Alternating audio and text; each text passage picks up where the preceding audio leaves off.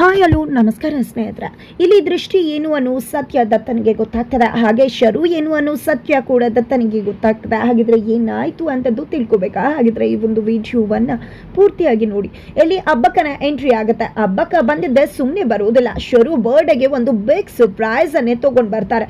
ಒಂದು big pact surprise ಅನ್ನ ತಗೊಂಡ್ ಬಂದಂತಹ ಹಬ್ಬಕ್ಕ ನಿಜವಾಗ್ಲೂ ಕೂಡ ಮಾಸ್ಟರ್ ಸ್ಟ್ರೋಕ್ ಮಾಸ್ಟರ್ ಡೋಸ್ ಅನ್ನೇ ಕೊಡ್ತಾರೆ ಶರುಗೆ. ಬಿಕಾಸ್ ಶರು ಒಂದು ಕುತಂತ್ರ ಬಟಾಬೈಲಾಗ್ತಕ್ಕಂಥ ಒಂದು ವಿಷಯನೇ ನಡೆದು ಹೋಗ್ಬಿಡುತ್ತೆ ಆ ಒಂದು ಬರ್ಡೇ ಪಾರ್ಟಿಯಲ್ಲಿ.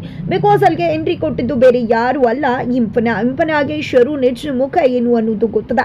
ಪ್ರೆಗ್ನೆಂಟ್ ಆಗಿರ್ತಕ್ಕಂಥ ಇಂಪನ ದತ್ತನ ಮುಂದೆ ಬಂದು ನಿಂತ್ಕೋತಾರೆ. ಈ ಕಡೆ ಶರು ಇಂಪನಾನ ನೋಡಿ ಹೆದ್ರೋಗ್ತಿದ್ದಾರೆ. ಎಲ್ಲಿ ನನ್ನ ಸತ್ಯ ಹೇಳ್ಬಿಟ್ರಿ ಅನ್ನೋ ಭಯ ಅವರನ್ನ ಆವರಿಸ್ಕೊಂಡಿದ.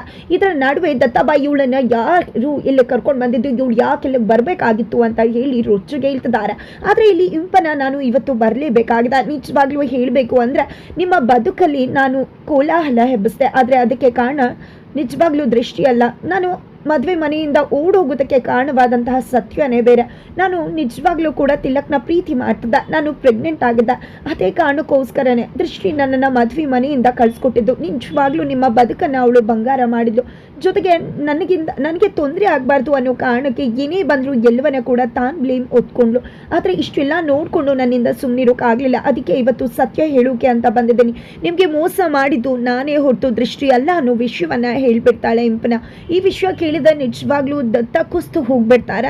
ಈ ಕಡೆ ದೃಷ್ಟಿ ಏನು ಅನ್ನೋ ಸತ್ಯ ಗೊತ್ತಾಗುತ್ತೆ. ನಿಜವಾಗ್ಲೂ ತಾನು ಮಾಡಿರೋ ಕರ್ಮ ಕಾಂಡವನ್ನ ನೆನಪು ಮಾಡಿಕೊಂಡು ತನ್ನ ಬಗ್ಗೆ ನಾನೇ ಶಪಿಸ್ಕೊತಿದ್ದಾರೆ ದತ್ತಾಬಾಯಿ. ತದನಂತರ ಹೋಗ್ತಿರೋ ದೃಷ್ಟಿ ಹತ್ರ ಹೋಗಿದ್ದ.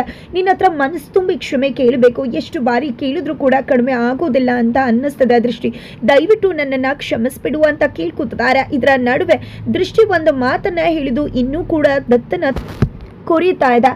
ಇಲ್ಲಿ ದೃಷ್ಟಿ ನಿಮಗೂ ಕೂಡ ನಿಮ್ಮ ಅಕ್ಕ ತಂಗಿರು ಮೋಸ ಮಾಡ್ತಿದ್ದಾರೆ ಅನ್ನೋ ವಿಷಯ ಗೊತ್ತಾದರೆ ನಿಮಗೆ ಹೇಗಾಗತ್ತೆ, ಏನು ಮಾಡ್ತೀರಾ ಅನ್ನೋ ವಿಷಯವನ್ನು ತುಂಬ ಖಡಕ್ಕಾಗಿ ಹೇಳ್ತಾಳ. ಅದ್ರಲ್ಲಿ ಏನೋ ಮರ್ಮ ಇದೆ ಅಂತ ಹೇಳಿ ದತ್ತನಿಗೆ ಅನ್ನಿಸ್ತದ. ಹಾಗಿದ್ರೆ ಇವತ್ತೇ ದತ್ತನಿಗೆ ಮುಹೂರ್ತ ಇಟ್ಟಿದ್ಲು ಶರು. ಹಾಗಿದ್ರೆ ಶರುವಿನ ನಿಜ ಮುಖ ಏನು ಅನ್ನೋ ಸತ್ಯ ದತ್ತನಿಗೆ ಗೊತ್ತಾಗಿ ಶರುಗೆ ಆತನೇ ಮುಹೂರ್ತ ಇಡ್ತಾನ ಕಾದ್ ನೋಡ್ಬೇಕಾಗಿದೆ.